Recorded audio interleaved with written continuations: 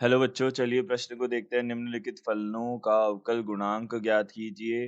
वर्गमूल b plus 2b की घात 2 log x Aadhaar a plus b की घात 3 लॉग x आधार a की पूरी घात 2।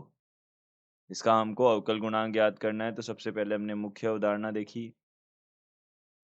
देखिए, मुख्य अवधारणा के अनुसार हम क्या बोल सकते हैं, जो हमारे पास श्रृंखला नियम होता है, उसके अनुसार क्या होता है, अगर एक फलन के अंदर दूसरा फलन है, उसके अंदर तीसरा फलन है, तो उसका अवकलन हम किस प्रकार से करते हैं? देखिए, इसका अवकलन करने के लिए हम क्या करते हैं, सबसे पहले बाहरी फलन का अवकलन किया, अंदर वाले फलनों को ऐसे का ऐसे ही रखना होता है। फिर उसके बाद में इसके बाद हमने क्या किया, अंदर वाले फलन का अवकलन किया, उसके अंदर वाला फलन ऐसे का ऐसे ही रखना होता है, फिर गुणा में अंदर वाले फलन का अवकलन करते हैं। इस प्रकार से हम चलते जाते हैं।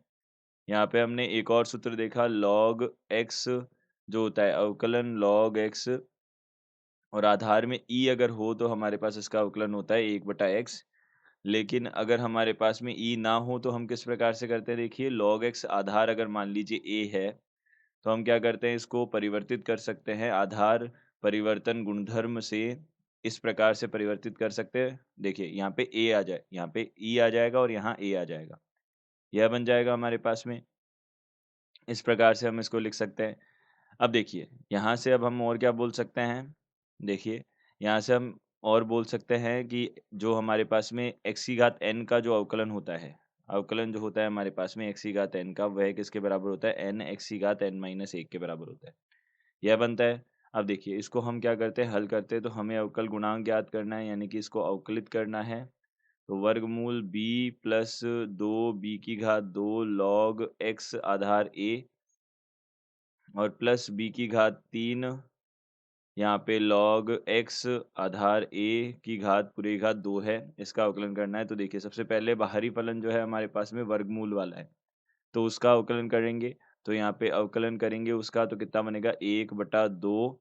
यहाँ पे घात 1/2 होती है वर्गमूल में, तो 1/2, और यहाँ पे x की घात -1/2 बनेगा। तो यहाँ से 1/2 वर्गमूल इस प्रकार से लिख सकते हैं, वर्गमूल b प्लस 2b की घात 2 log x Aadhaar a plus b की घात 3 लॉग a आधार x, इस पूरे की घात कितनी है, 2 है।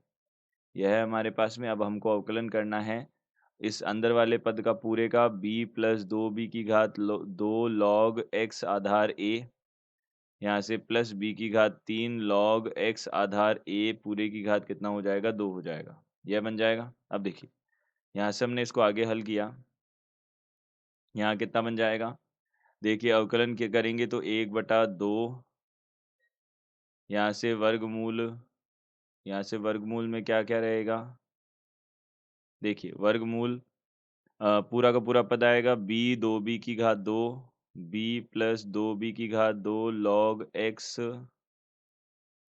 x आधार a है, और यहाँ से कितना हो जाएगा, प्लस b की घात 3 लॉग x आधार a, इस पूरे की घात कितना हो जाएगा, 2 हो जाएगा। यह बन जाएगा। अब देखिए, इसका हमको क्या करना है, अवकलन करना है अंदर वाले भाग का। अब अंदर वाले भाग का अवकलन करते हैं। तो यहाँ से कितना है, b है एक, तो यहाँ से प्लस 2b की घात 2 है, और यहाँ पे log x आधार a जो है उसको हम लिख देते हैं log x बटा log a, और यहाँ पे आधार e हो जाएगा दोनों का। अब देखिए, प्लस यहाँ से b की घात 3, यहाँ से b की घात 3 1/log a की घात 2 हो जाएगा यह। यहाँ से 1/log a की घात 2 हो जाएगा, और यहाँ से कितना हो जाएगा, गुणा में log x की घात 2 हो जाएगा। यह बन जाएगा हमारे पास, यह हो जाएगा।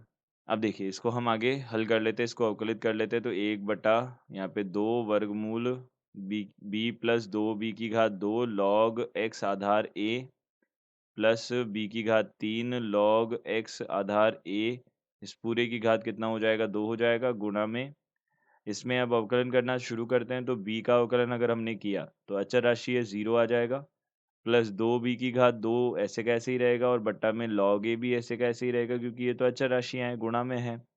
अब log x का अवकलन किया तो 1/x आ जाएगा, प्लस यहाँ से b की घात 3 1 बटा log a की घात 2, यह ऐसे कैसे ही रहेगा और अवकलन हमको करना है किसका, log x की घात 2 का। वापस से बाहरी फलन हमारे पास कितना है, घात 2 वाला फलन है तो 2 गुणा x बनेगा। फिर अंदर वाले फलन का अवकलन करेंगे तो 1 बटा x आ जाएगा। ये आ जाएगा हमारे पास। तो हम बोल सकते हैं यह हमारा क्या हो जाएगा, इसका उत्तर हो जाएगा। तो देखिए, दिए गए प्रश्न का उत्तर यह है। आशा करते हैं आपको समझ आया होगा। धन्यवाद।